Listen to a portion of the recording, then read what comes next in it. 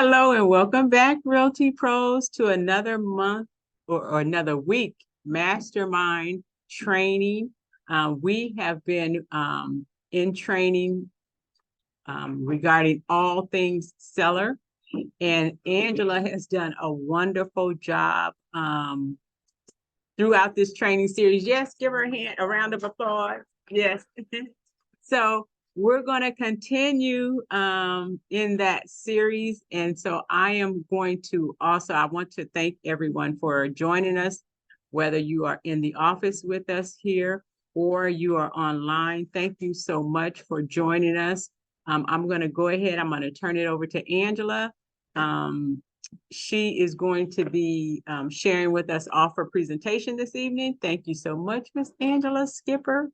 And we'll turn it over to you. Thank you, Anita. I'm going to go ahead and share my screen, you guys, so we can get started.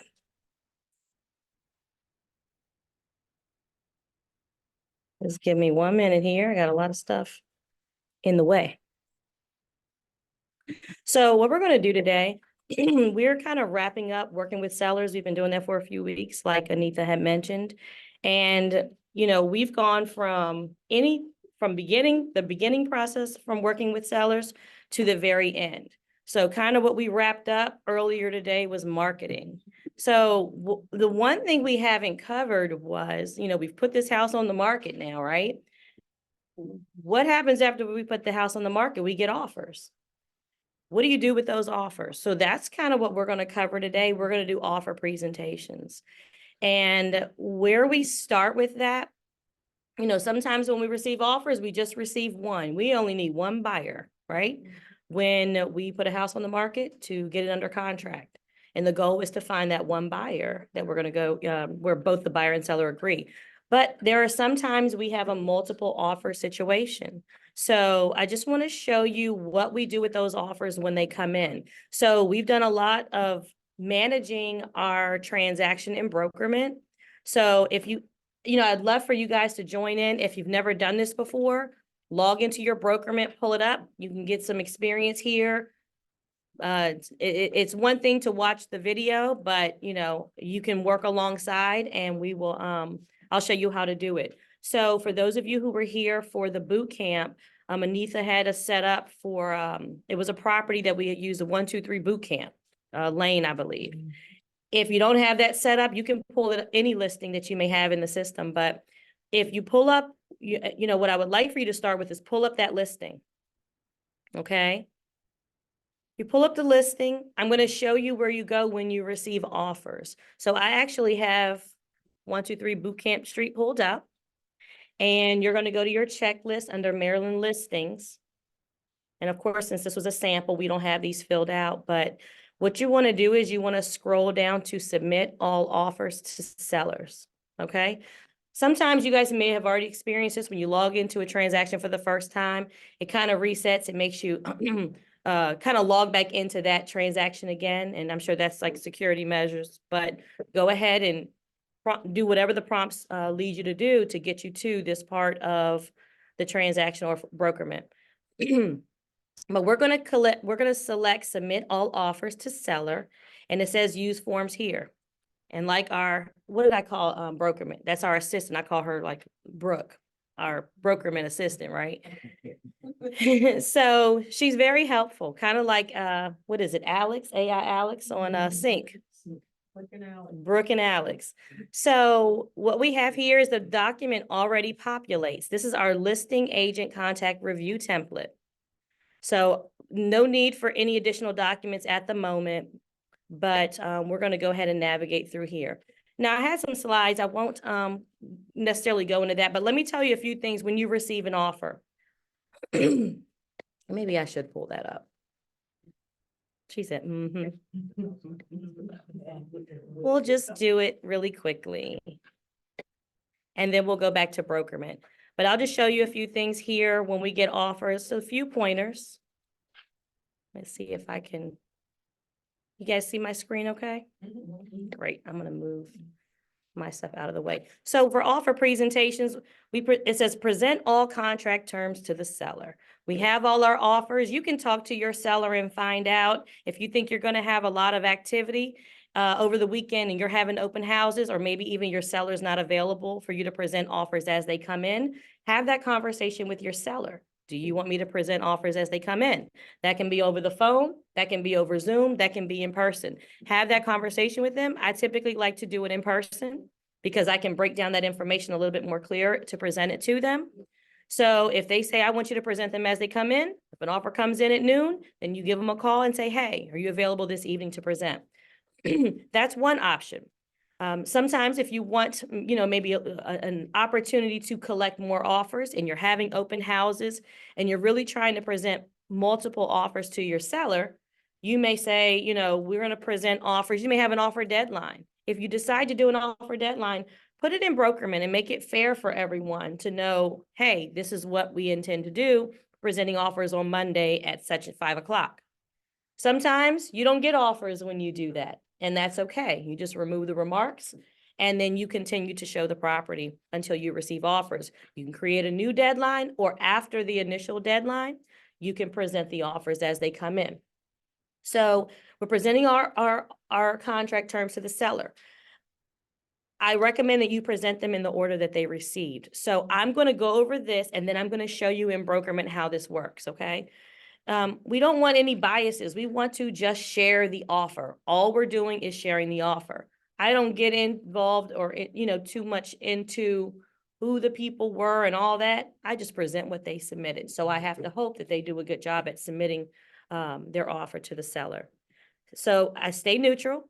I recommend that as well. And then I go through every offer side by side to do a comparison. And one last thing I think, I want to make sure that you remember, all of your offers received, you need to be sending them to your seller. They should receive a copy. Like all other documents that we receive, everything has to be sent to your seller. You can email them, but Brokermint allows us to send them right to them, right from Brokermint, okay? You can email them so that they have those records. So there's not much more to these slides. So I'm going to come out of here and put us back into Brokermint. Okay.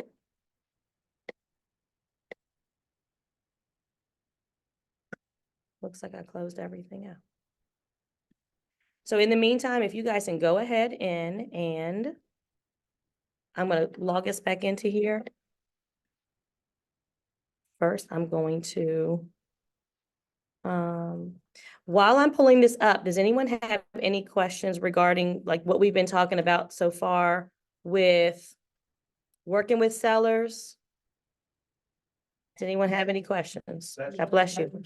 Miss Pat has a question. Can you, unmute and share your question for me, please?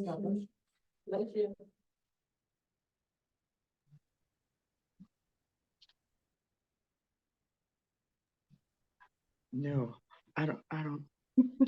Oh, You're I think I'm good. coming. Okay, yeah. My question was, suppose you're getting in offers that are lowball and your client has told you, I don't want to hear any offers that are under, say, $400,000. Anything below that dollar amount, I'm not interested in, I don't want to see. So how would you respond to that person? Okay, that's a great question. So when you receive offers, let's say if you're listed at 400,000 and you have that conversation, now, a lot of the times I do recommend having the conversation with your seller. If you know that they've listed at 400, but you as their agent know how much they actually are willing to take, you can have those conversations. That information is confidential. You don't have to share it. But even when offers come in low, if they tell you in advance, I don't want to see any offers under 400, I would still email them the offers, notify them still that there's an offer. And if they elect not to review it because it's less than 400, they can do that. But let's keep in mind that an offer less than 400 may have some other things in there that may be attractive to your seller. So we still want to encourage them, or at least push to try to, number one, present that that the offer exists. Okay, if they say, I don't want to see it if it's under, you can respect that, but send it to them anyway. Kerman? I want to get back on what Pat said. So let's say they send you all the offers and they're all the same. They're asking price, everything's the same. what criteria do you use to determine which offer? Do you go, whether it's FHA, whether it's conventional, does it, whether they ask you for seller help? I know some of that is, Mhm. but which one, what do you do? Okay. Part of this. Yes. So we're gonna actually go into detail, but I will tell you that there are plenty of times where all your offers may be the same offer price. But that's what we're going to go through today, and we're going to break down, and it's going to show, this comparison is going to show you how the offers are different. I think it's very rare that you'll get an offer that's identical. Okay. No, it's not common for that to happen, but they can appear to be close or have the same offer price. So I'm just going to go through this here. I'm going to go through this form first. Okay. And I know I filled this out earlier, but that's okay. So with this one, we're going to enter our first buyer. If you have this pulled up, I highly recommend that you fill it out. Okay. But our first buyer, we're going to say is, can you guys see my screen? Brenda Byers is our first offer that came in. The second one is, I'm going to put Pam Purchaser. Okay. Those are our two offers that came in. We're going to start off with a 2 offer situation just to give you an idea what a multiple offer situation looks like. One other thing I'll mention before we go into here, you'll have agents contact you, asking you questions. Are there any offers? But we're going to talk about that in the end, because I encourage your involvement to ask me, what situations are you experiencing? We'll talk about that at the end, but think about those things because you will get those questions and you want to know how to answer them. First and foremost, your listing agreement tells a lot of the times how you are to respond to that.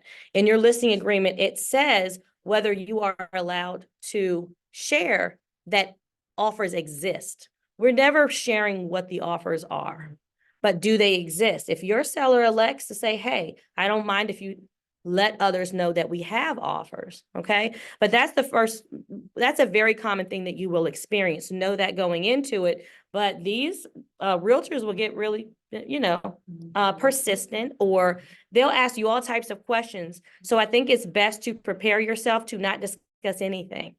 Be prepared for what your answers are going to be like. It happens all the time. It's funny because they approach you different ways where you're thinking, I knew how I was going to respond to this. And then they ask you something different that kind of throws you off.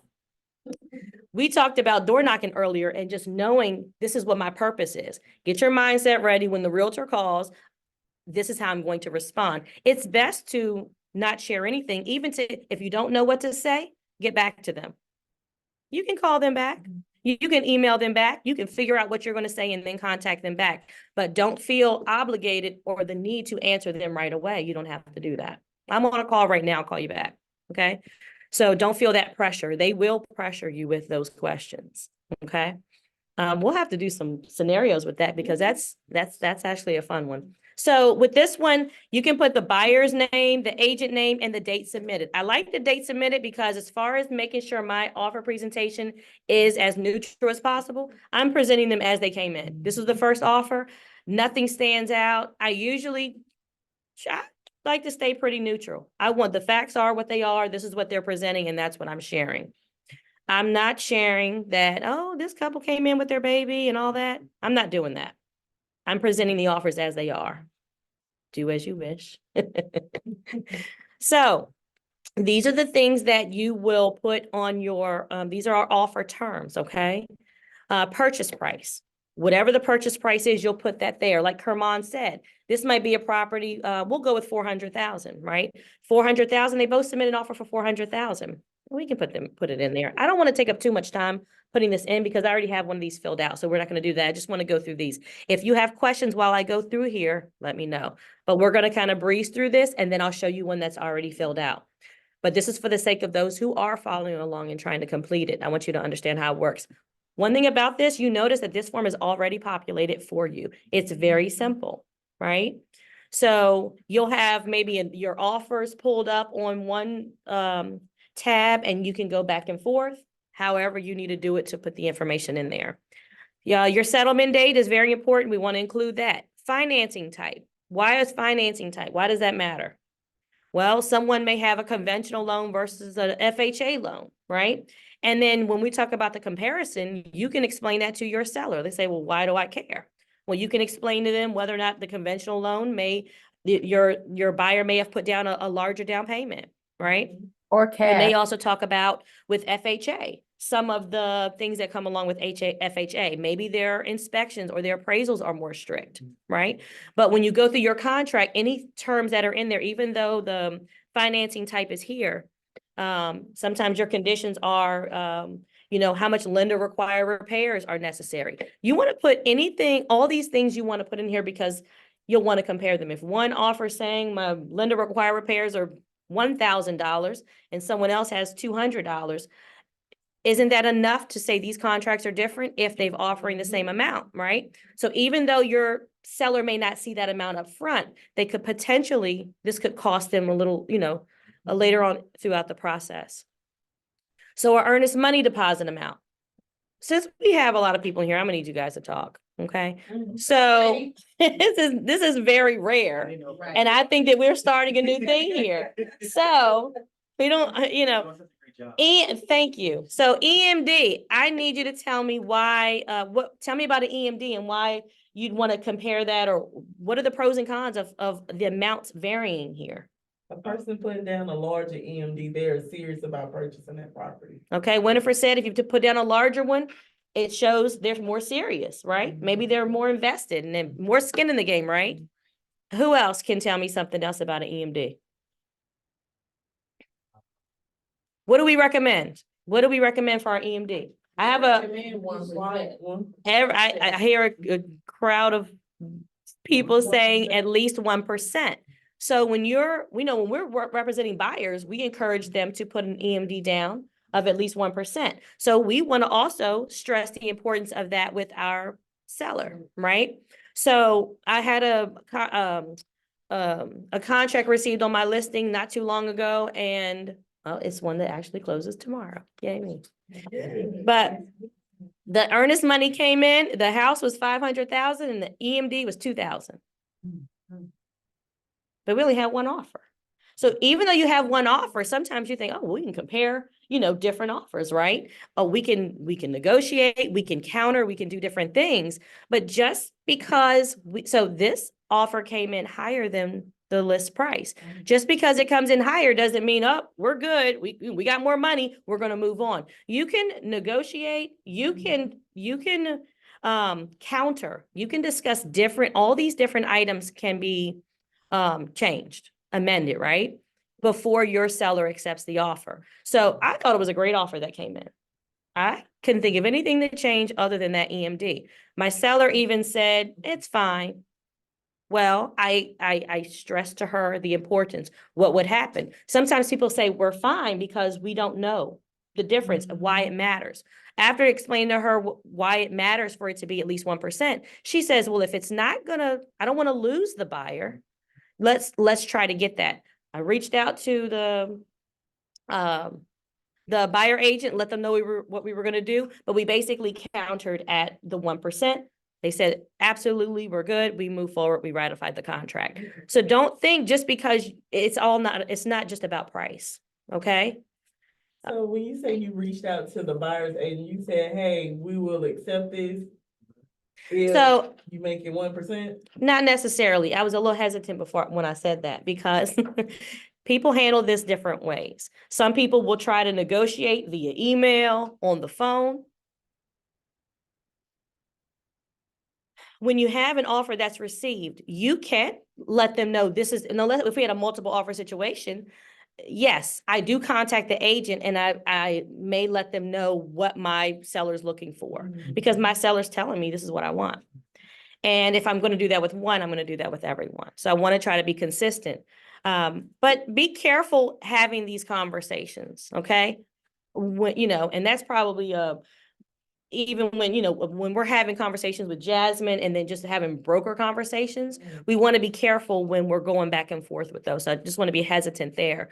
But if you receive an offer, your seller can counter the offer and submit it over. The only thing is I like to work out those negotiations so that my seller is ratifying the contract. Don't want to go back and forth. To avoid that, we'll figure out what she wants. This is what they're looking for. A lot of the times they'll amend it and send it to me and then we'll ratify. Okay. Because Someone mentioned, what if they don't want an offer less than 400? Well, what if we don't want an EMD less than 1%? If that's one of the seller's requirements, you can let them know that. Okay, just be consistent. Don't do it with one and don't do it with another one. Okay. Proof of funds or pre-approval. Whenever your offer comes in, make sure it has a pre-approval. I like to go through, and even though you have the pre-approval letter, I like to reach out to the lender. It lets me know, what is this transaction going to be like with the lender? How responsive are they? They may give me more information that either, makes my, information I want to share with my seller that makes them happy about accepting the offer. Sometimes they're giving me information that's, not favorable for that buyer. So just talk to them, find out what their situation is. I like to not ask a lot of questions. I like to call the lender, say, this is who I am, this is why I'm calling. It's almost like ready, set, go, and let them talk. And I listen. And I want them to share as much as they can. If they haven't answered everything that I wanted to know, then I may ask a few questions for them to share a little bit more. Yes, Kermah has a question. Real quick. When you get a person who has a pre-approval, that they're pre-approved for more than what the asking price is on this price, do you share with that, or do you just put the amount of the asking price of the home? So on here, it says proof of funds or pre-approval. We get a proof of funds if it's like a cash offer. But when it comes to pre-approval, you can put a check mark there. You can say yes, or you can list in there the amount. So you can determine how you want to do it. All you need to do is verify that they're approved. It's probably best to give as much information as possible. I like to put the amount there that they're approved for, because I'm disclosing everything, all the information that I have. So I like to put the amount in there. It can pose some issues because a seller may say, oh, well, they pay 600. Why are they only paying me 4? Well, your house is listed for 4, ma'am. So that's why. And you have to also have those conversations with your seller. It can pose a lot of unnecessary conversations that you don't want, can open doors, right? So that's ultimately up to you. That lender letter is verifying that they're approved for this purchase. Okay. So it's ultimately up to you, but I would say it's probably not a bad idea to disclose if you're willing to share with them.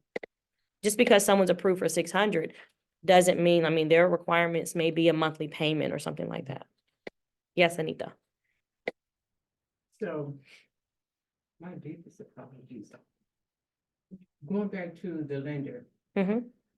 what is the purpose of, I know you said the purpose is, what information are you said you let the lender just talk, but what information is significant for you to be able to provide to your seller when you're in contact with the lender? So usually the first lender I talk to, I let them talk and they give me more information than what I want. Number one, I want to hear them or verify that this person's qualified to purchase this property. Some other conditions on, when it comes to the financing, whatever they put in there, you can verify. Because the realtor wrote this up and you can confirm. It says that, you can close in 14 days. Can you really close in 14 days? I don't want to wait till 14 days to find out. I can talk to that lender right then and there and find out. So whatever's on the financing documents, you can ask them any of those things. But I'm looking at that they're approved, and I like for them to talk because they'll tell me how strong is this buyer. I just say, tell me about your buyer. And they tell me a lot. And then whatever they tell me, when I call the next lender, I'm expecting them to give me the same information. So if I want to compare information and the other one has shared the basic, I may ask additional questions so that I can present the seller with as much detail as I can. 2 things. Yeah, question. I'm gonna say 2 things real quick. So just to be clear, when we're talking about countering back on these terms, 2 official ways to counter, and Angela mentioned it, but I want to make sure that everybody's clear. Either, because I know we were saying either emails or conversations, either that buyer's agent needs to update the offer with the official counter and send it back over, or the seller's agent needs to update that offer with the official counter and send it back over. So I just wanted to make sure everybody understood that piece. Marcus, you want to say something there? Oh, what are some things you may hear a lender saying that may make you feel hesitant? That's a good question. Has anybody experienced anything like that has made them feel hesitant? He's saying that, so earlier I was saying the lender may tell you some information that you know, you think the lender's gonna say things that's positive. Can they say things that don't necessarily, you know, you have, It might have a red flag, maybe put up a red flag. Oh, I So so I- I had one. yes. I did, and what that lender said was I can't guarantee. No, yeah, and because, and he was being honest, and he was saying because the person was getting the part of his down payment money from this like ASU something, or whatever. Mhm. So, and I can piggyback on And that, he was being honest. right? He didn't like, wait. Right, well, and what they share with you, that they're saying this is, they're sharing information that's what they're willing to support, right? But sometimes your pre-approval letter may show an amount. It doesn't just show amount. Read your pre-approval letters. Sometimes it'll list all these conditions. They've given an amount and they say, we haven't verified income, we haven't done any of this stuff, right? So I'm not calling him to just say, hey, give me all the great highlights about your buyer. I can then read that pre-approval letter and learn a lot about what he is giving you. It's not just about that amount. So take the letter and the things that that's pending, go ahead and ask him about it. And you can confirm. I haven't verified anything. I pulled their income and their credit and here's the letter. So you might not, They may not even have anything, it may have only an amount. well, So, like, And to yes, Speak to that, some specific things. Have they done desktop underwriting? Have they verified funds to close? Have they pulled tax transcripts specifically? So those are three things that you need to know right offhand when you're talking to a lender, right offhand. Some of them, they're not gonna tell you how close they are on the ratios, but you need to know, is this a comfortable price point within their ratios for the buyer? Because if they can go up to 45% or, you know, whatever, based on the loan program, you need to know if this buyer is at the top of that margin or if they have some wiggle room, right? What was the three, desktop? Yep, desktop underwriting, verified funds to close, and have they pulled those tax transcripts? Okay. Yep. Most usually don't have verified funds to close. Like they may know of it, like the person may have told them, I have this, but most buyers have not yet done the verified funds to close. Would that be? That's lender specific. So the lender that we work with, that's a requirement for him. Those things are verified before they ever even get the lender letter. And you said something very important. Right. We work with the lender we work with because 99.9% of the time he's done those things before he's ever even gotten the lender letter to the buyer. So it might take that buyer weeks to get that pre-approval today, but that lender has not done any of the vetting. They haven't gotten any of the supporting documents. Right. So you're getting something like Angela says with the pre-approval and you have a litany of outstanding items, so they can't guarantee anything because all they did was, you know, run the buyer's credit and see, okay, well, got 2 paychecks, buyer's credit, okay, let's go. So verify that information in advance. I was gonna say, even when you're working with your buyers, the things you would do to make sure your buyer is strong and working with the buyer, kind of doing the same thing. I'm on behalf of the seller, I'm now making sure this buyer is strong. What, you know, so it's the same thing. We practice that on both sides. It's just this side, on the seller side, we're doing it to, you know, to notify our seller to say, hey, these are the strengths. This is, you know, who's ready to make a move. Some people aren't ready. Some people went to the open house and then 2 days later they have a pre-approval. Yep. You know, so they're, you know, those things are important, right? So I thought somebody else had another question. Did you have? This board kind of answered that, you know, because I know we can think kind of spoke, we got to Cooper. And when Mike Cooper gives you the thing, it's done. 90%, 99%.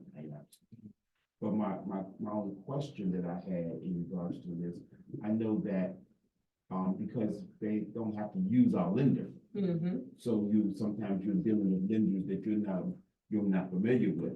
All lenders don't do what Mike Cooper does. And so you run across people, back when I was a loan officer, it wasn't even a pre-approval letter, it was a pre-qualification letter. which really wasn't worth the paper it was written. Exactly. And a lot Anybody of with a pulse people, could get one. I'm sorry. I said, anybody with a pulse Right, could that's get right, one. that's right, that's exactly what we used to say, you have both here. But the difference is, a lot of the people still do that, where it's really not a full pre-qualification letter. And I have talked to Mike and asked him specific questions. Mhm. You know, how does this person feel? Can they, if we need to go higher, can they go higher? What their situation is, and he will always tell me, this is very strong, or, you know, this is this, or this is that. Or why couldn't they go conventional? Mhm. And they're going FHA. Well, could they have gone conventional? Because a lot of times we're dealing with condos and stuff, they don't do FHA. So I want to know if that person, were they just right there at the edge of being able to go conventional, but they just had to go FHA because of, you know, money down or whatever the program was. So I think it's really important that we, you know, talk to the lenders so that you can feel comfortable, because you don't, listen to Angela, you don't want to choose an offer and then you get all into the offer and you find out, oh, this is a good offer. We had another offer over here that was a lot stronger, but because they were maybe offering closer to the list price, we jumped on that and it really wasn't a good offer at all. So, Let's address something that Kermon said real quick, and then you can get back to it. So as it pertains to the different loan types, I keep hearing this thing come up, FHA versus conventional. There are times when FHA is not gonna work, like if it's a condo or if it's a property that's in disrepair, right? Right. But then there are times that the property is perfectly fine, it's turnkey, and either conventional or an FHA, or, you know, VA or cash USDA, or any type of loan type would work well for the property. In those cases, we're not gonna say, hey, this person has FHA, this person has conventional, we don't want this buyer because they have FHA. And I wanna caution us with regards to that, because FHA is predominant in the market, and there are people of color who predominantly have FHA loans. So I want to make sure that our mindset is from the right perspective as it pertains to that. A person that has an FHA loan doesn't mean that they're at the top of the threshold in terms of their ratios, right? So let's say by chance if they can go up to 45%, right, DTI, they might be at 38%, right? So I don't want us to assume because they have FHA, they're closer to that threshold and not being able to close, because that's not the case, right? So we want to make sure that we have reasons, and we're, you know, pulling this information based off of objective market knowledge as to why we say, okay, well, this one was better because of this financing type versus that financing type. So Does that make sense to everybody? if I'm understanding you, or that you're not, so there's really nothing that says per se that a conventional, you know, loan is stronger or better than an FHA. Because it seems to be, that seems to be the mindset in the market. So I want to make sure we understand. So there is so the conventional buyer oftentimes has more liquid assets than an FHA buyer. So from that perspective, we're looking at the offer specifically on the buyer's ability to purchase. So there is a mindset that the conventional loan is better than the FHA loan, and we understand that. We have to make sure that we are cautious, however, to not step over that line, because for the FHA loan, that was put in place so that people of color would be able to buy homes as well. And if what we're saying is, hey, we don't want to accept this FHA loan, let's accept the conventional loan, then what are we doing? All right, so I wanted to make sure that we're mindful of what and why. So if we're in a situation and you have an FHA buyer, and this buyer's ratios are perfectly fine, you know what I mean? He's qualified, he or she are qualified for this property with no issue, right? Then I don't want us to say, okay, well, we're not gonna choose that particular buyer, right? If there is competition, then may the best man win, right? But I don't want us to, you know, unnecessarily push somebody to the side when they were qualified or would have been approved for that property. Does that make sense to everybody? Okay, just wanted to make sure that we covered that. And I wanted to point out that, I know I had an experience, and this is something that could happen, like if you, like I had a buyer and the listing agent was really nice, and he let me know, because it was a short sale, and so the deal fell through, and he let me know why it fell through, because of whatever repairs needed to be done on the house, and so he let me know, he said, if your buyer can't go conventional, the loan won't work. Right. So That's the a buyer good I reason. had, And then she on could do repairs. VA or conventional. And so you know, we went ahead and we, you know, she was able to purchase the house, and it was because of repairs. And that is a very legitimate reason. Mhm. So you Because need of to know repairs. that, because when you're on the listing side, if you have a property that's in disrepair or has a lot of issues, that's not gonna go VA and it's not gonna go FHA lightly. Mhm. So you're gonna need a conventional or cash buyer or somebody with some type of rehab loan, depending on what those repairs are. Mhm. If they are repairs that are just, you know, paint and you, something like that, then it's no big deal. But if there are things that are actually gonna impact the value of the property, then those are things that VA is gonna say, no, this needs to be done before my buyer gets in the house, and the FHA is gonna say, no, this is a lender required repair. So those are instances in which you need to consider, okay, which one is gonna be best suited for my seller to make sure that my seller will get to settlement. I was gonna ask, I know sometimes for our sellers, we put in remarks asking that the buyer's agent have their clients to be certified by Mike. Would you give an example of when you might use that? I don't know what you're referencing. Sometimes in we We used to do suggest. that a lot on short sales. But what we suggest that the buyer's agent along with any offer they make, that they also be approved through Mike as well. They've already got their own lender and an approval letter, but we ask also that. Oh, what is it, that short Mike- sale? Yeah, that'd be short sale. Oh. You want to skip So, over the make- yeah. Exactly. So what Ms. Pat is saying, and we used to do this quite often on short sales as the listing agent, before, specifically, I'm speaking to short sales, before you go under contract that you're gonna be under for 90 days with the buyer to get the short sale approval, and then the financing piece starts after that 90 days. Oftentimes, we will say before the seller even accepts your contract, we need to have our lender to take a look to make sure that you are approvable for this loan. You can work with your lender, but we need to know before we get into this commitment for this 90 days to 120 days, we need to know that your credit is good, your income, your assets, and Right. you've been properly vetted. So that's an instance in which Ms. Pat's doing Would we it. still do that? We certainly can for short sales. I wouldn't do it for your listing just in general. Right. Unless by chance you have a situation there where you say, well, we just lost a buyer because we got to the day of settlement and, the buyer's loan fell through or something like that. Then in those cases, you might say, well, the seller wants to make sure that you're, at least pre-qualified through our lender before they accept your loan. That's not something that you want to do as a blanket statement. That's something that you want to do when you're making sure that, like, for that long term, because for a short sale, that's 90 days to get an approval. Then the buyer's still gonna need 30 days after that to close. So if you're waiting 90 days to find out whether or not the bank's gonna approve this price, then by the time you get to settlement, you're 4 months in before you know whether or not this buyer was even qualified in the first place. So that's an instance when that would work well, not abroad, in my opinion. It's something that some people do, and then people used to do it a lot. A while ago, people used to do it a lot. Okay, so we'll move on past pre-approval. We have seller concessions. So we might have offer amounts that are the same, but one buyer might be asking for some seller help. They need some assistance from the seller. So that's a comparison we'll definitely want to address. Transfer and recordation taxes.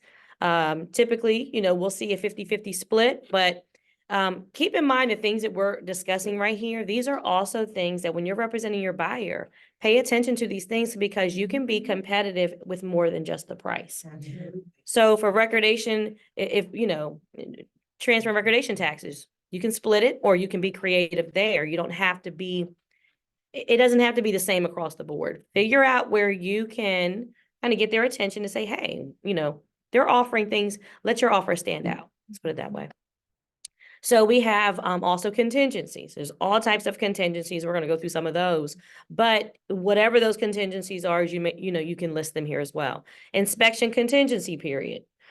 When you're writing an offer for the buyer, same thing. How are you going to be competitive? A lot of people are throwing a 7 in there. Well, I want to be competitive. So if somebody says 5 or 4, that lets that seller know, okay, I don't have to wait so long before that's lifted. They're going to get it done right away. But keep that in mind too. Agreed? Yeah. There you go. Get it, yeah, get scheduled right away. Yeah. So the other thing is the appraisal contingency. That's an issue we'll deal with. Sometimes you have a multiple offer situation and people are offering far more than that 400,000. So you have to think within reason too. I think if for a period of time, people will put a high amount on there and say, oh, well, I'll put a high amount so I can win this offer. I'm only going to play the appraised value. So these are things that you can address when they put an amount that's higher. Ask them, find out. So when you're presenting this to the seller, are you willing to pay cash above appraised value if you're escalating the price? You know, those are things that you'll want to address.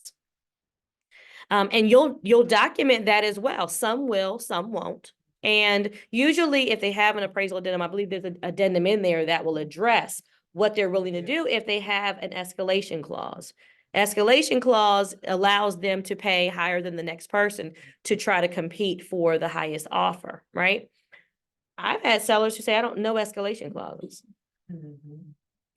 Because, you know, they can do that, right? You can submit your best and final, but you can have those conversations with your seller about what they want. I'd like to, you know, you may want to have those prior to receiving an offer to see how they feel about it. Again, you'll be opening the door to have that discussion, but it's ultimately up to your seller. It's not up to you. It's up to what your seller wants, right? Yeah. So, in addition to that, and we'll go a little bit deeper into these if we have to. But we have the financing contingency. Compare whatever one person says versus another. It may be how quickly they can close or how much time they need to get their approval, right? Or their commitment. In addition to that, a home to sell. People aren't seeing that often, but it's still happening. People still have homes to sell, right? I know when I have sellers who have a home to sell, I encourage them to sell their home first so that we don't have that. Work out something, you work out a rent back, find out where else they can go. These are conversations you want to have with your seller. We've been talking about working with sellers. Let's not forget, sometimes those sellers are buyers too, right? So the objective is to get them to sell their home first, if you can do that. And what options do they have to make that? That's going to make them a stronger buyer. Otherwise, it's going to be, this is this big domino effect of a buyer with it's going to weaken your buyer's offer. So you have to think when a buyer is submitting an offer, you want the least amount of contingencies, but still represent your buyer wants to represent themselves well and be strong. But you still have to protect your buyer. You know, we don't just remove all contingencies because we want the least amount. We want to protect them at all costs. But having a home sale, it would be in their best interest to sell their home first, right? Home warranty. Some may ask that it be paid for by the seller. Some may say, well, I want a home warranty, but I'm going to pay for it. Some may not ask for it at all. Okay. But you'll want to pay attention to all these things within the contract because they add up on the seller's end. They can add up. And at the end, we're going to see what the net is, or from the net proceed is after we deduct all these expenses on the seller side. Any special conditions that are mentioned, you can, put that in there as well. Let's see, lender required repairs. We touched on that. Then we have our seller net estimate. So does anyone have any questions about this so far? Okay. I'm going to pull up offers that came in on a property that I had so that you can see pretty much some different scenarios that may help a little bit. So let me pull up, this is not the one I wanted to pull up, give me a second. Okay, we'll do this one. So these came in, like I said, okay. So that sheet that we just saw, I just copied and pasted, put in a spreadsheet because that sheet gives me two side by side. But what happens when you have multiple offers? I want to show them all of them. So I'll put them on a spreadsheet. That last one, it gets really complicated, you guys, because this one right here, this one right here. Well, let me just go back to the other one. We'll start with this one just for the sake of going through. I mentioned to you there was one that I had, and this one right here. It's an offers. Wow. So I'm not going to do this one for the training because we don't have that kind of time, but we're going to go with this one because this one was a little complicated. But initially, this person had two offers.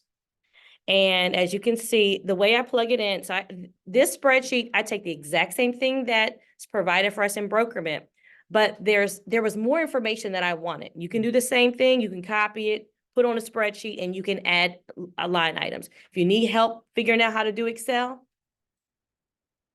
well, you can come in, I'll show you. But it's fairly simple. A lot of what I have here, I figured out. If you're great at Excel, come in and show us, because I'm sure I could improve the way I'm doing it, but it does allow me to capture all the information and present it to my seller. So we're gonna start with just these first two, okay? Just to give you an example, I do put in here the day the offer was submitted. One was submitted on the 24th, one was on the 26th. You can put the buyer's names. I kind of want to leave that out. I don't really feel like it's necessary. But a lot of my offer, this is where I'm going. Okay, this is for me. But a lot of it is so that I can present them what's in the contract. Sometimes I capture additional information, whether they're an investor or a resident, or they want to move in. The only reason I put that there, because sometimes my seller would ask. If that was important to them and I had the information, I have to answer it. But usually they don't ask. If it's a first-time home buyer, I would put yes. Now, I have love letter here, and this is a sticky situation because some people would write love letters, right? Technically, we're not supposed to have love letters. There can be discrimination and just different things involved, and we're not supposed to do love letters. So let me Thank you. clarify that. We can do love letters. We just have to steer our buyers clear of including information that would infringe upon any of the protected classes. So with buyers saying, oh, me and my family, me and my beautiful child, well, what about people who don't have children? You know, me and my wife, or me and my husband, or for Christmas, or whatever the case is. So we can definitely have them to do love letters as long as it's based on the property itself. So not anything trying to get any special exceptions because of, you know, anything that is off the table. So I have a question that we can address. What happens when you're representing your seller and you receive love letters that do in fact say, oh, I want to raise my family here. And then we do receive very specific love letters that have all those details. So that's a conversation that you have with your seller in advance. So when you're going through your listing documents and your listing presentation, within the body of your documents, there's a whole paragraph that talks about not discriminating based on any of these protected classes. So you articulate that in advance, and a talking point for that is, so if or when we do get love letters that say, oh, my beautiful child, or, you know, whatever the case is, you know, single mom, or, you know, married family, or whatever the case is, we have to consider the offer based on the merit and the strength of the buyer's ability to close, and not based on any of these details or specifics that will be in there. So you're talking to your seller about that in advance, and when that comes up, you want to let them know that as well. So with that being said, anything that comes in, you know, it's one of those things that is kind of touchy, because we know in the industry, when you're on the buyer side, you want your buyer to submit that letter, because we have had time after time for that to be the determining factor for the seller. You know, the seller chose an offer because, hey, they were both the same price, similar in terms of details, but this one made an emotional connection with the seller. So you know they're going to be including things sometimes that shouldn't be included. But steer your seller clear of making a decision based on those things, and make it plain that you can't choose one over the other because, oh, they have a beautiful child, or, you know, they're a single mom, or, you know, they're married and they're looking forward to Christmas in the property. That may be the case, but you can't make your decision based on that. So I would just say, be careful if your buyers are writing those letters, you know, help them to understand what that letter's like, because there are some agents who will say you can't do that and they won't accept your letter. So just be mindful of that. So, And I think buyers too, not to get onto buyers, but they're not thinking about, you know, maybe, yeah, they're not thinking about, you know, how this is, maybe go against, you know, fair housing and everything. They're just thinking about, I'm just putting my best foot forward, and you know, and even in the property house, you know, it may be around the holiday and they may have a Christmas tree there, and they were like, oh, you know, and so they're just, again, trying to make that connection, you know, not necessarily realizing that, you know, that they may, in fact, you know, be kind of on the, you know, kind of what is it, the boundaries of, Right. yeah. And we can't let our sellers discriminate in a positive or a negative way. Right. You just can't do it. So, So I know we're still on this subject, but I think a lot of people are learning something right now. But I had a listing and, I always joke with you guys about, well, not joke, but when we door knock, I had a listing in Arnold, Maryland, and we door knocked 200 homes. And one of the neighbors said, "Oh my goodness, my friend's been wanting to move to my neighborhood." And that's actually one of the offers that was on the property. That's actually the person who purchased the property. wonderful. Okay, but, and I had never experienced this. I like sharing these things too. I'm Door representing, knocking good for her? oh yes, 200 doors, and I love door knocking. So anyway, I got a call from that seller who said, "Angela, I received a letter in the mail from someone who put an offer on my house." They removed the real estate agent out of this. I don't know whether the realtor put them up to this, Oh, Lord. but that young lady sent a letter and mailed it to the seller. That is not the first time I've seen that. Yes, and Also, so the letter didn't come over. The letter was not submitted with the offer. She wrote the letter. My realtor's not involved, and I'm mailing it right to the seller and and telling there's them, nothing stopping the buyer from doing that. So no. So I'm sharing that with you, just so that you know that that happens. And that was the one that was actually selected, and it wasn't so much their letter, but how did I know it was the one? I knocked on that lady's door. Right. My friend lives down the street. They read the letter, they sent the letter to me, and it was like, okay, wait a minute, I'm not supposed to be a part of this letter. But it was the first time I had experienced that, and I didn't know what the letter said. So I know exactly who it was. And in the process of accepting the offer, that is the one that they selected with multiple offers. So Letters are powerful. they I will are. say that. And I like the fact that if she went around her agent, because if she wanted to include something that went against any of those restrictions, her agent probably said, "Hey, I cannot send this." And that's what we have to do. If we have buyers and they want to include Yep, things that and are that's what against happened. the protected classes, you can't send that because you can't be a part of that. But that doesn't mean they can't send it, right? That's between them and the seller. We're not getting involved with that part of it, right? So, but I will say how strong or how just influential those letters are. I've even had people to go beyond the letter and just come and knock on the door of seller. Because remember, the buyer is always looking to, make a connection, establish a rapport with the seller and all those things so that they can get the seller to accept their offer and be more amenable to their terms. So they will come and knock on the door without their agent, right? Introduce themselves to the seller, have a conversation with the seller, and all of these things, it has happened so many times. So these are conversations you have with your seller in advance. Hey, if this happens, don't go into the conversation with the buyer. They are looking to make sure that they can stack the deck in their favor. I want you to have an objective position so that you allow me to protect you. And if you invite or allow the buyer to come in through these means, then there's really nothing I can do. Yeah. Or you get the buyer to be a bully and they come to the open house with the measuring tape. And well, I was gonna say that. So we were at one of Darlene's listings. She had an open house, but this is kind of funny though, because this guy, he was like, "This is my house. I'm putting an offer on it." We're at the open house. He comes in during the open house with everyone there. He's measuring his house because he's gonna buy it. But this is the thing. He did all of that. So we talk about these tactics. Buyers are sending letters directly to the seller. This guy is, you know how many people that probably was made discouraged from purchasing this? I don't have a chance here. This guy's so eager. We were in his way. He would measure around us. He was in his own world. He didn't care who was there. We had about 6 agents there. He measured every room. And then someone came down. They were like, "Who's this guy measuring?" And so he says he's the next owner. He did not care. The buyer side of that transaction, you want your buyer to get that property. Yeah. So I'm not mad at it. I wasn't mad. He meant it, that he was gonna get their property. Talk about yeah.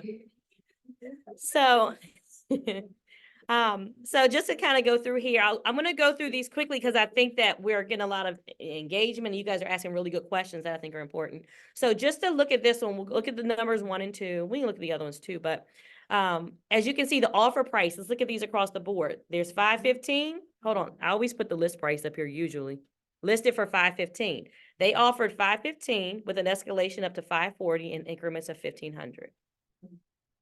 The number two, they offered 525 with an escalation of 530 in increments of 2,500. Does everyone know what escalations are and what they do? And increments are in the escalation clause? So- You have a question, Winifred? You know I do. Yes. Let me just explain it. I'll explain it really quickly. So, the house is listed at 515. There's an escalation clause. So we usually say, hey, submit your best and, final, right? And you can say that's what you like. There's an escalation clause that can be used. So for someone who really wants the property, but also is trying to get it at the best price for them, they might say, hey, I'm gonna show my hand. I'm gonna show you how high I'm willing to go. I'll tell you what increments I'm willing to pay above the next offer, not to exceed the max I'm willing to go. So Kerman made a comment about what if someone's pre-approval says something well above what that house is, 600 and it's for a $400,000 property. There's some reservations sometimes when a seller sees they're willing to pay 540, yet what if you don't have another offer? So if this one right here came in 515, I'm willing to pay 540, I'm willing to pay 1,500 above the next offer, but I'm capping out at 540. That's how the escalations work. If you don't get an offer, that seller's like, man, they want to sit back and wait, want another offer because they want to activate that. But you have to have those conversations with your seller to explain to them how these things work. Yes. So what happened between those two? So since you have both those two escalations. Oh, well, look, That's the one I wanna talk about. They kind of wait a little bit, right? Yeah, no. that's the one I want. I pulled this one up because it's really complex, and I knew I was going to zoom through the other one, but this allows for a lot of conversation with this one. So this was actually a seller who wanted to buy, but and that's a hard conversation to have. You got to sell first. That's a scary place to be. But they said, okay, we're going to do it. We want to be a strong buyer so badly, we're going to sell first. The first offers 1 and 2, if you notice at the top, came in on July 24th and July 26th. We went back and forth with those two offers. We ended up not moving forward. House went back on the market or never came off the market. So we had to wait until August to get 2 more offers. Because we negotiated we actually did. We accepted one. Let me correct that. This is a while ago. We accepted one. They did the home inspection. We went through all of that. And then their conditions were, we couldn't satisfy them with their conditions. They almost wanted, I think after they said, well, we're paying 540 for this. I'm pretty sure that's the one that was accepted.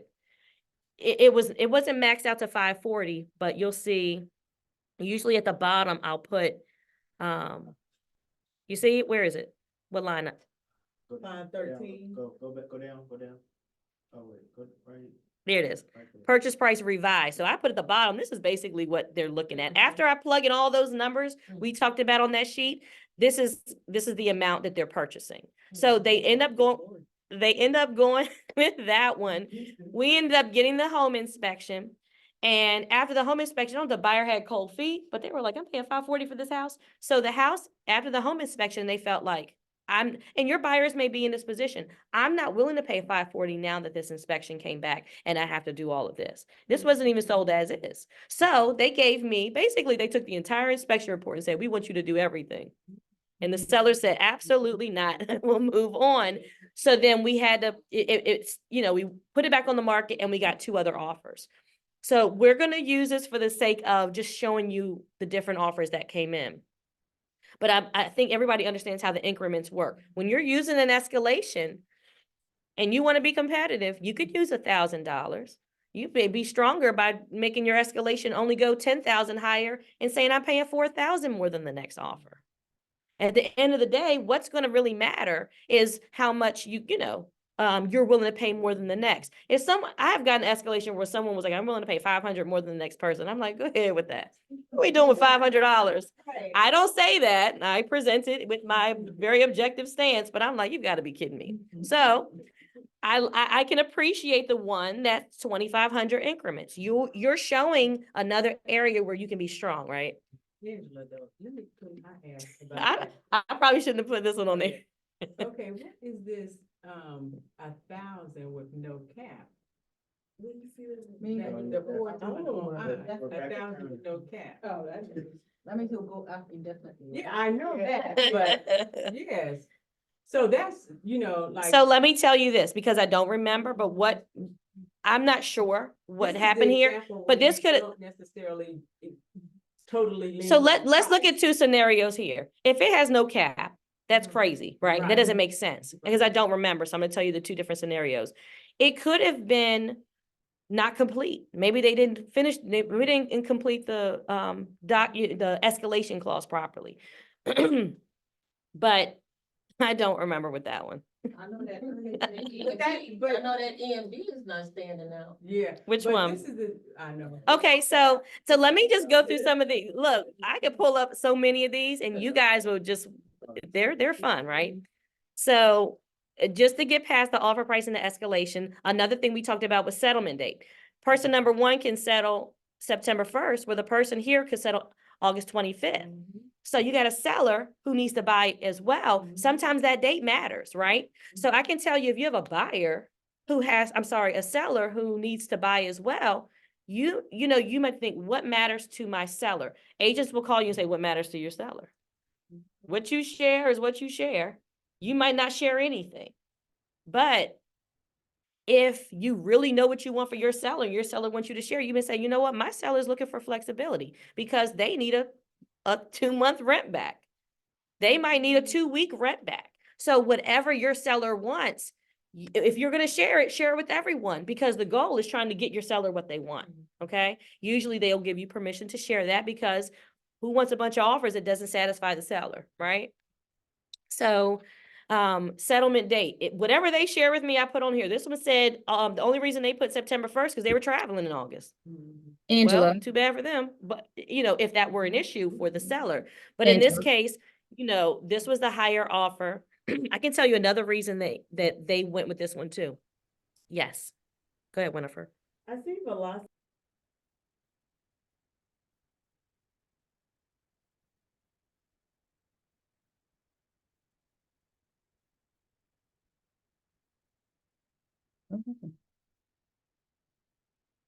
I mean, And I wanted to know, could we do that too? So, yeah. So that's our Yeah. partner. Okay, and Cheryl has a question also. So, Okay. but yes.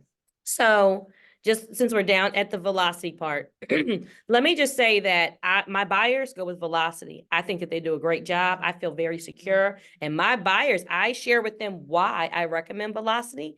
And then my buyer wants velocity. So when they put an offer on a property and some seller saying, I want you to use my company, you're going to have to convince my buyer, because they're already convinced they want velocity. That's how I present it to them. When it comes to my seller, I do the same thing. Now the buyer gets to choose who they want to use, what title company. But if you call me and say, what does my seller want? Well, my seller wants to go with velocity, and I'm telling them. You still have every right to choose. But when you're up against other offer, so most of my listings are at velocity. Even though the buyer gets to choose how you present that, sometimes they just feel like, oh my goodness, we want the offer. Let's just go with velocity because we think that may make our offer stronger. But I feel secure because I know, number one, I've already gone to velocity. They pulled my seller net sheet. They're already doing all this stuff for me. Why not go with them? And my seller loves that they have all this information because velocity has already started it. When I'm in a situation with a buyer and a seller, I want that transaction to be the same title company. Or my client, let me rephrase that. My client sees the benefit and why it should be at the same title company. Okay. So yes, this is most of my listings. It's very rare that they're not going to use velocity. Okay. It's not a deal breaker. My job, when I'm getting a client, is to show my value. If I'm sharing velocity's value, it does what it does. They're going to want to go with them, right? And what's the other thing about velocity? So, and I don't even really, usually when I share the value with velocity, I don't have to go through all the other reasons, but velocity will match prices with other title companies. So if I'm trying to, convince them to go, which I don't like to do, my clients do what they want to do because I've shared the value. And I don't do a lot of convincing, but then I'll ask, I may ask, if my buyer seller wants to go with that company because they want both transactions, it's easier, or title work has already been started. I'm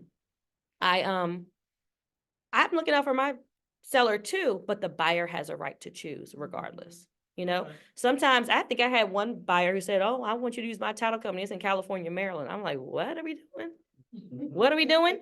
So it's fine if they want to be in California, Maryland, but what is that going to cost my seller if they can't travel all the way to California, Maryland? It's going to cost them money. So my seller can decide what they're going to do. I can call the title company and say, what's it going to cost my seller to settle somewhere other than California, Maryland? Because they don't want to drive that far. Exactly. Okay. All right, we'll continue this. Let's see, Cheryl has a question. And, Ray, Going back to the escalation, clause. So with an escalation clause, does the, pre-approval letter or approval letter also include that amount as well? So that's a great question. When we call these lenders, this is why I wanted to pull up this example, right? When you're contacting those lenders, I'm asking them, they have a pre-approval for 515, yet they have an escalation for 540. I'm like, wait a minute, their pre-approval needs to say 540, right? If it does not, then, you know, I don't have to further investigate. I can go to the agent and say, your pre-approval doesn't even match what you're trying to purchase. I don't even have to call that lender. You don't have any, you don't have a lender supporting what you're offering. So I'm not calling 10 lenders when I have 10 offers.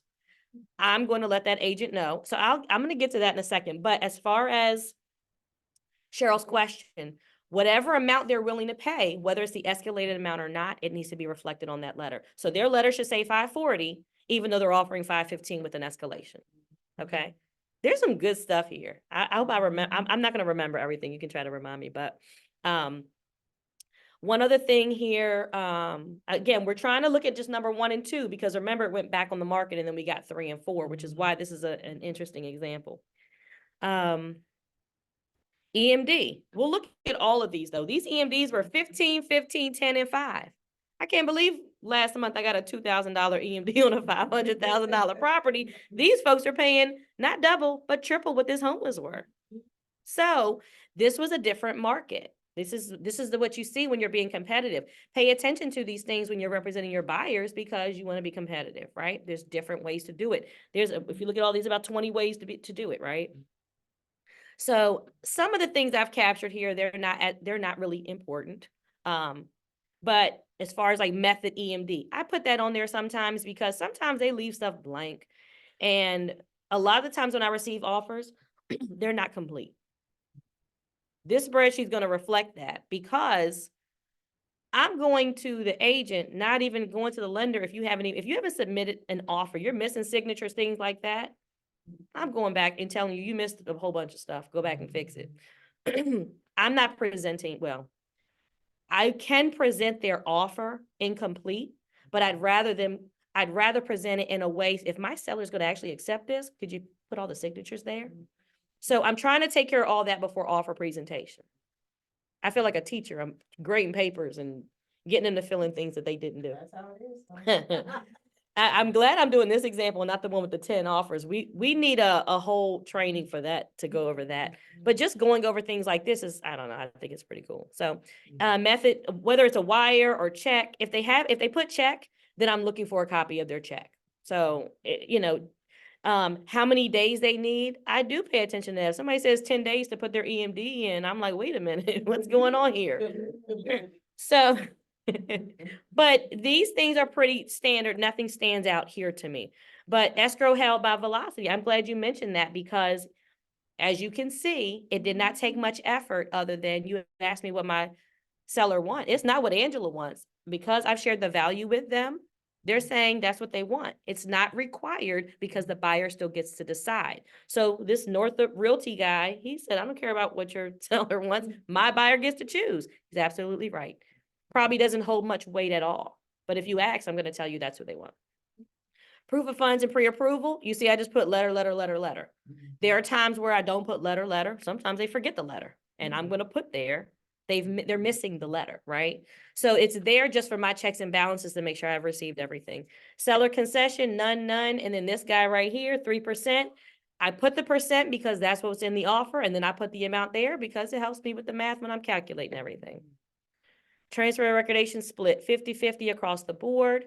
Contingencies. So I've basically taken the same thing in Brokermint, and I've changed this over the years so that when I'm going through the contract, typically the order that it comes in, I try to put it in that order. Everyone submits offers differently, so they're not all in the same order, but it helps me to not miss anything. So contingencies, inspections. It looks like we have a yes, I want an inspection, property inspection, and somebody declined. Somebody else said they want a property inspection, but they want an inspection, but they're buying it as is with the right to terminate. Yay, we like those, right? And then no, they declined the inspection. We like those better. So with this property, we have only one person who wanted an inspection. Well, my seller went with the highest offer. Highest offer is not always the best offer. He went with the highest offer. Look, I have to present the offers, okay? He went with the highest offer, the one that wanted the inspection. Guess what? We went back on the market. Okay, but keep in mind this, when we're saying that, remember offer 3 and 4 weren't there. There were these two. So it's not that he was just considering that. It was all the things with offer 2. He weighed them both. I remember he didn't even want to decide that day. He said, I need to sleep on it because they were very close. Okay.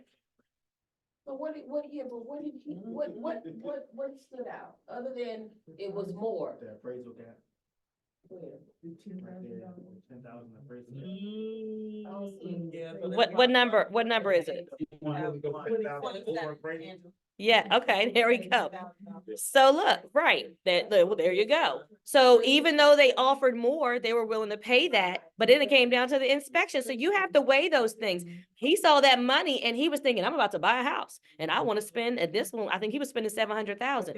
He was like, way of also covering your buyer, you know, because on this side, you know, I want this inspection, but look at this, I'm willing to pay, but you're still kind of, you're covering yourself. So that absolutely. you're just not fully, you know, right.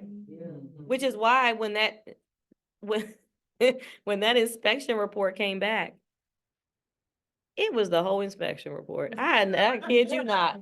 And you know, I don't either. They did not want to move forward. That seller would have had to fix everything on there to move forward to get that price. Going up to 540 and being willing to do 10,000. Yes, I'll never forget when I saw that list. When I never seen something with everything. I never seen the whole report on here until here. They even said it had asbestos siding.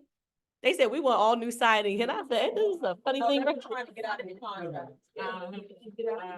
They were trying to get out of the contract. Yes. They're using their consent. Wow. It's very entertaining, right? These are fun, right? So financing contingency, I do put the numbers that they put in there. If they say 0, they already have a commit, they've already done the application versus commitment or whatever. I put that in there because when I look at it in a whole, I'm thinking, okay, wait a minute. You know, somebody looks like they can close a little bit quicker than someone else. Down payment amount. Again, you don't need to put this, not necessary, but sometimes I fill in these because people don't fill out their offers. A lot of them, they're blank. So for me, it's just some checks and balances. Home warranty, no, nobody wanted that. Lender required repairs, 500, 100. Remember I said there's different amounts? Somebody said no and someone else said 100. Buyer's right to terminate. Yes, no, yeah, those are my favorite, you know? Usually those are as is, okay? Lead-based paint, because this is an older home, it doesn't hold much weight, but again, I'm capturing that mainly because I want to make sure the form was there. If I have that blank, they may not have even included the form, but I want to make sure, you know, one thing you guys want to do when you receive an offer with all those disclosures, if you upload disclosures and there's 6 of them and you only get 4 back, you better count your disclosures and make sure they're all there. Because somebody might say, well, I'm gonna leave that one out, and you wouldn't know. You're just going through 40 pages and not paying attention to that. So this helps me to make sure I'm not missing some of those things. Buyer's right to terminate, we did that. Inclusions, somebody wants the TV brackets, somebody else wanted the TV brackets. They didn't want to take them down anyway, so that worked out. Home to sell, no, no, no. Of course, we would deal with the next time it comes on the market, we got two people with a home to sell.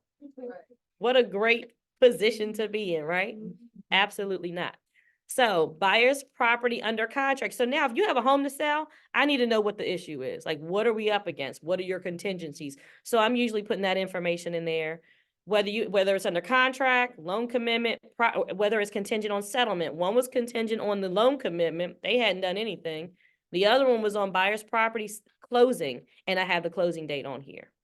So this is just a whole lot of just showing you how the different things that you can see. Rent back, free rent back 30 days. Now you can probably imagine this is probably the one that we went, because if they're asking me, what does your seller want? I'm looking for I'm telling them I'm looking for a very flexible buyer, right? I wonder if this was the person who bought it.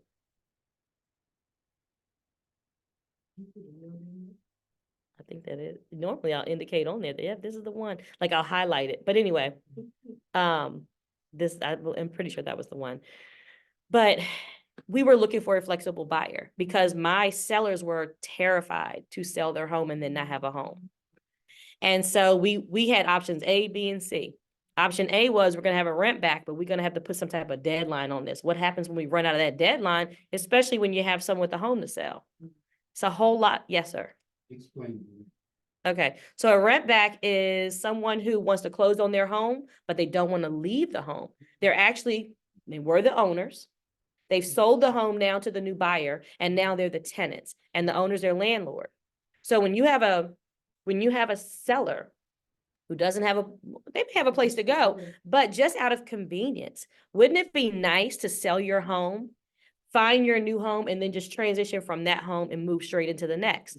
Otherwise, you're putting all your stuff in storage, or you're moving in with family, your family of 5, living in the basement of someone's house, or whatever that may look like. So for me, if I'm representing my seller said, I'm terrified. They had a hard time putting their house on the market. So I said, okay, we had those conversations. If I find you a flexible buyer and I give you this much time to find a home, otherwise, what's your plan B? Because I can't just say, yeah, I'm going to do it for you. We got 6 weeks to do it. What happens if you don't? We had that conversation in the beginning. If we can't find our home in 6 weeks, they were going to get an apartment. I didn't want them to do that. I'm trying to have a good review, a great experience. It happens sometimes, but the plan B had to be discussed, right? So we found them. As soon as this went under contract, we started looking for a home. We never looked for a home until my rule was you have to be on the market. Then I'll send you homes. You couldn't look at homes and tour them until you were under contract. You tell them what you want them to do. Don't let them tell you, because all you can do is run around town looking at homes that they're not going to be strong enough for. So we found them a home, and again, the buyer for this property was a very flexible buyer. Now keep this in mind. My people were very convenienced. This lady had a home to sell. She was living with friends and family with her stuff all stored up in what I didn't want for my clients. And they're sitting there with their nice long 30-day free rent back. So, you can use it to your advantage. Now, the free rent back, usually when you buy a home, your mortgage isn't due usually until 2 months. So to negotiate a free rent back is nice. It doesn't cost them anything. But my clients had a very smooth transition. So sometimes it's not about the money, it's about that convenience of that smooth transition. So it ended up not being about that. I knew what they were willing to take. Even though they got this, we weren't expecting that 540. But as you can see, for someone who listed at 515, they end up getting 520. Not too bad. They still got more than what they expected after coming back on the market. And I remember this one. They did not get a home inspection. For that house where that lady wanted them to remodel the entire home.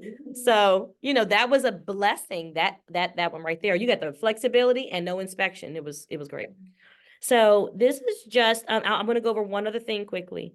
Beyond rent back. So you see where I have follow-up and pending?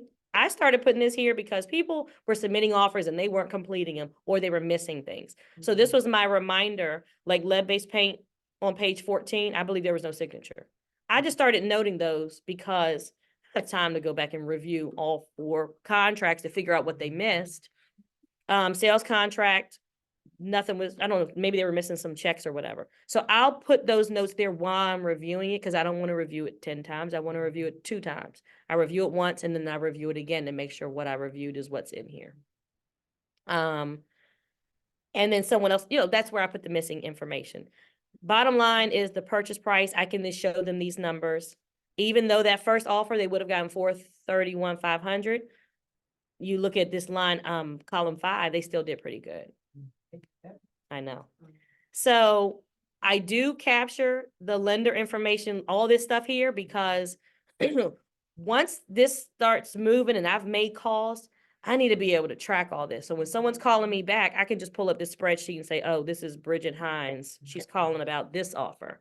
So I do capture it. I can click on these emails and just send them something right away. Where it says lender confirmation in yellow, that's where I contact the lender. Usually I'll put a check or yes, I'm guarantee I contacted all these lenders. But if someone doesn't get back to me, I'm indicating that I never spoke to that lender. I do that for my notes because it lets me know what type of transaction this is going to be. I don't put it on my buyer. I just know for myself, I'm gonna be doing double work if they're not responsive or things like that. So I'm taking my own mental note. This has nothing to do with them, but if they're responsive and things like that, I'm not putting those notes in there, but I'm letting my seller know what I've done. I've contacted these lenders. This is what I've done to make sure their information is accurate, and they verified it. As you can see, velocity title.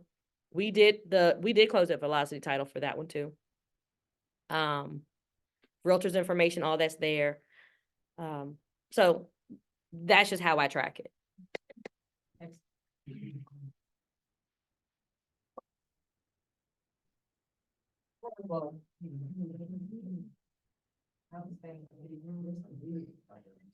So I love the idea of Angela copying that information from your template in Brokermint and pasting it right into one of those spreadsheets.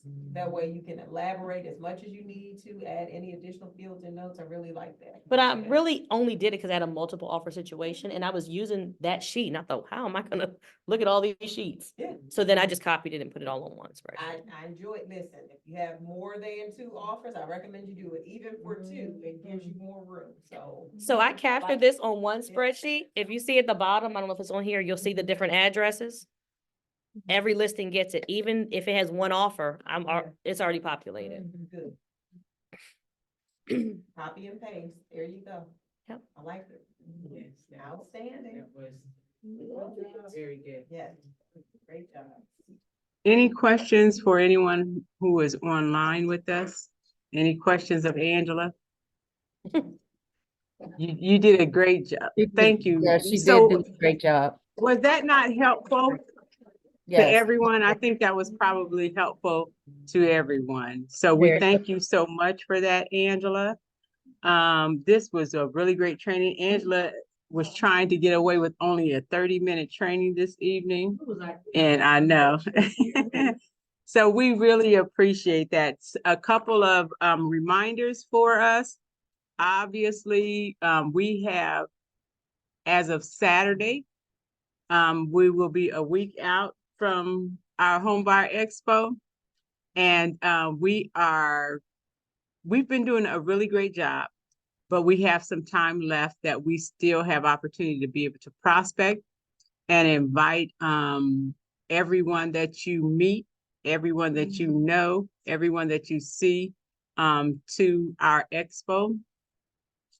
You can always come into the office, print copies. Kraman was in here and he printed out 10,000 copies of the of the flyer. You can always come in, print out copies, just to be able to hand out.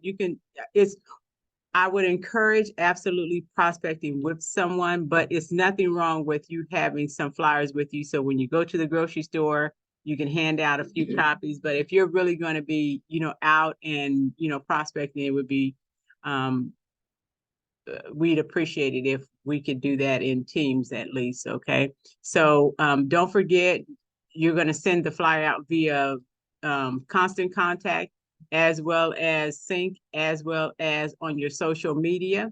And then you want to, next Thursday, we're going to go out again. We're going to do another lead locomotive. And we're going to pass out some additional flyers. So we'll be ready for Saturday's expo. Okay. And we'll be here at 10 o'clock on Saturday, Miss Pat said.